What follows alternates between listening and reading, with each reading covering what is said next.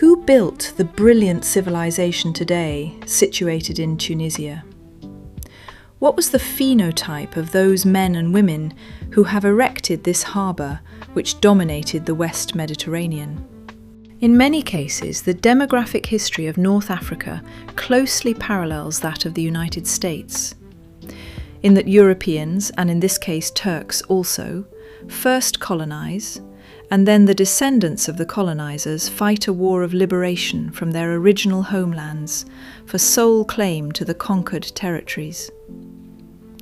And as in the Americas, the native populations were massacred, marginalised, impoverished, and relegated to the hinterlands. The difference being that Americans don't claim to be the native and original people. Okay, yes, there are albinos, white people, in the Americas who claim to be Native Americans. But that's mainly for gain in terms of land theft and such.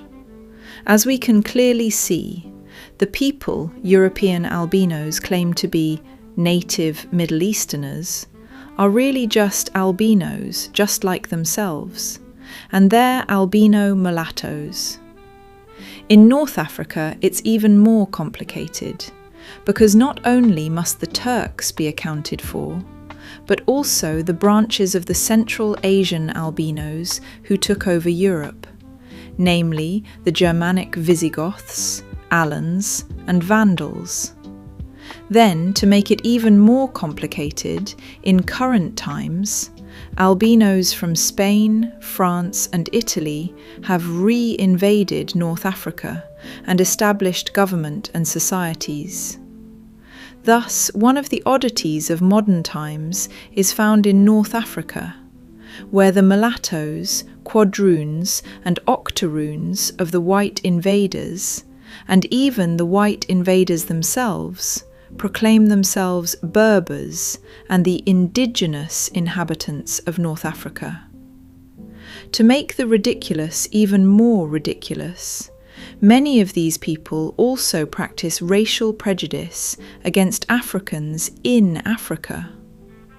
In North Africa, many of these people declare themselves Berber under the banner of Amazigh, possibly meaning free people or free and noble men. To really understand who the Carthaginians were, we basically have to start from the beginning of human history in Africa. The human race is split up into several sections: the original black humans and the albinos of the original black humans.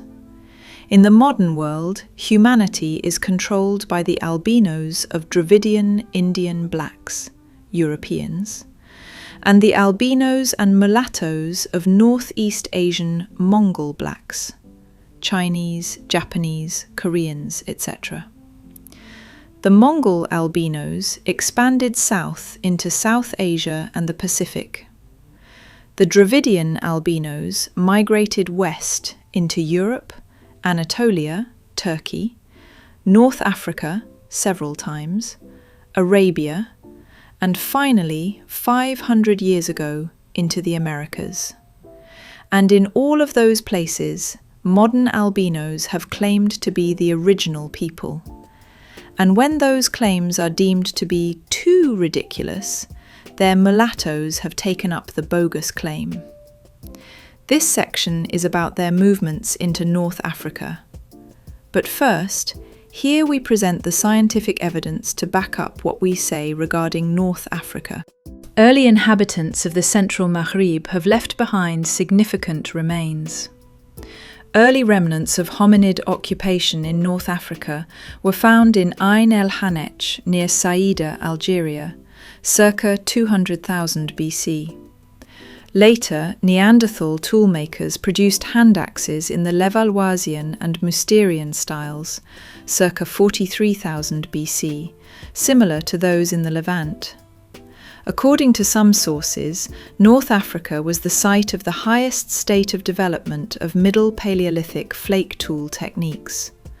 Tools of this era, starting about 30,000 BC, are called Aterian, after the site Bir el Ater, south of Annaba, and are marked by a high standard of workmanship, great variety and specialization.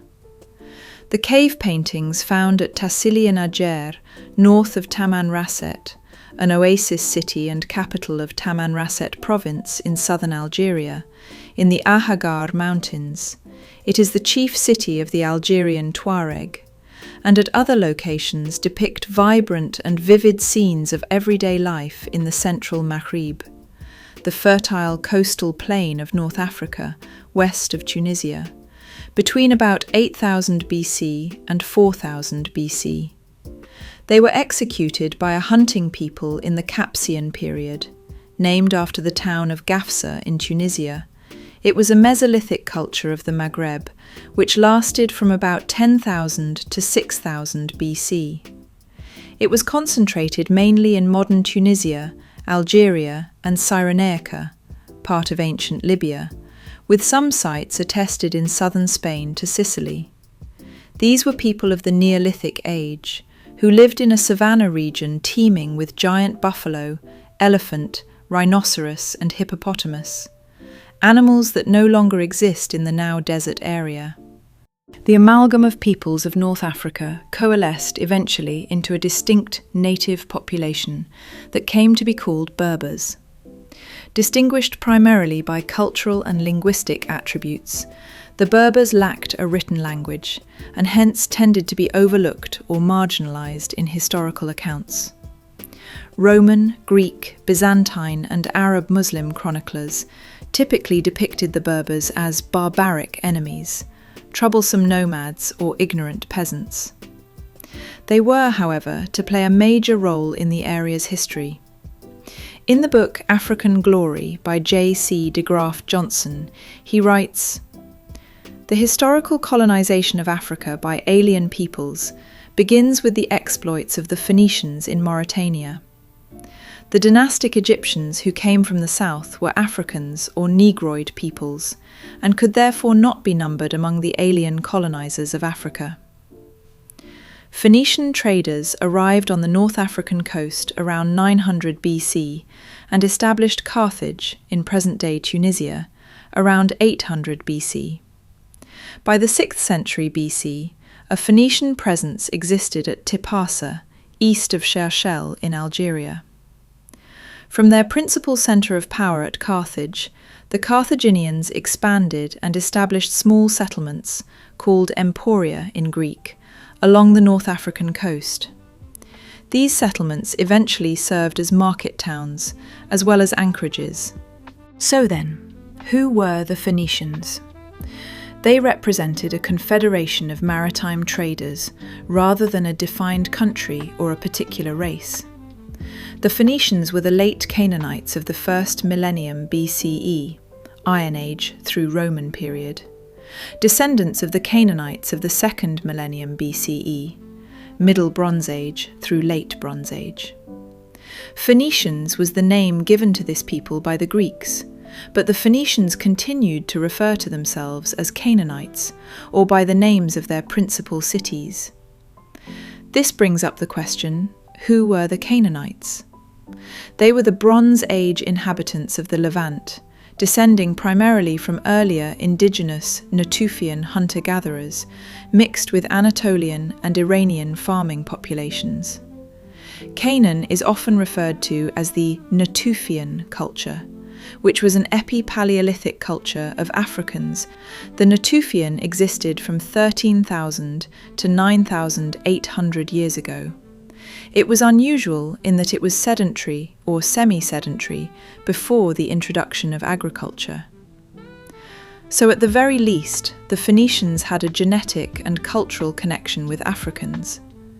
Phoenician and later Carthaginian settlements did not exist in isolation. They interacted extensively with the indigenous Berber, Amazigh populations of North Africa. Over time, Carthage became a multicultural society, blending Levantine Phoenician traditions with North African cultural elements. Archaeological evidence shows religious syncretism, shared artistic styles, and bilingual inscriptions, Phoenician and local languages.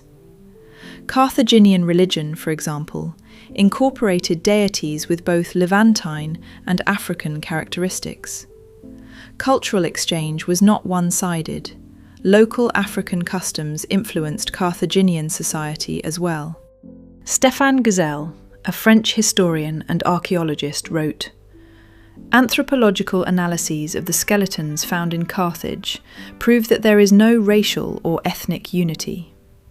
The Semitic type, white Berber, characterized by a round face, a thin, aquiline nose, has not been found in Carthage. The majority of the Carthaginian population was Negroid." Unfortunately, most, or perhaps all, of what the average person knows about history is derived from white media of one kind or another, whether it be school books or movies. The problem is that white media's function is to entertain or propagandize audiences, not to enlighten anyone on the truth.